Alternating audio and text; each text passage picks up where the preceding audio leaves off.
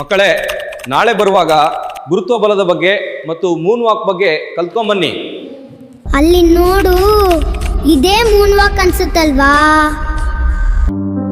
ವಿಹಾನ್, ಅಲ್ಲಿ ನೋಡು, KK sir ಬಂದ್ರು ಅನ್ಸುತ್ತೆ.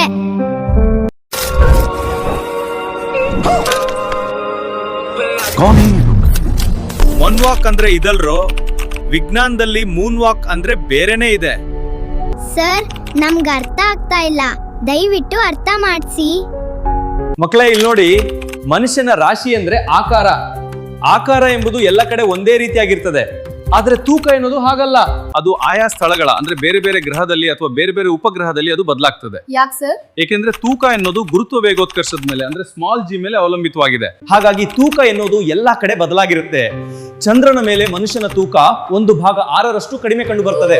ಅಂದ್ರೆ ಒಬ್ಬ ವ್ಯಕ್ತಿ ಭೂಮಿಯ ಮೇಲೆ 100 kg ಅಥವಾ 100 ನ್ಯೂಟನ್ ಅಷ್ಟಿದ್ರೆ, ಅದೇ ವ್ಯಕ್ತಿ ಚಂದ್ರನ ಮೇಲೆ ಹೋದಾಗ 14.66 ತೂಕ ಕಂಡು ಬರ್ತದೆ. ಹಾಗಾಗಿ ಮನುಷ್ಯನು ನಿರ್ದಿಷ್ಟವಾಗಿ ಚಂದ್ರನ ಮೇಲೆ ನಡೆಯಲು ಸಾಧ್ಯವಿಲ್ಲ ಮಕ್ಕಳೇ. ಉದಾಹರಣೆ ಹೇಳೋದಾದ್ರೆ, ಬಲೂನು ಹೇಗೆ ಭೂಮಿಯ ಮೇಲೆ ಜಿಗಿಯುತ್ತಾ ಹೋಗ್ತದೆಯೋ ಅದೇ ರೀತಿ ಮನುಷ್ಯ ಚಂದ್ರನ ಮೇಲೆ ಜಿಗಿಯುತ್ತಾ ಸಾಕ್ತಾನೆ.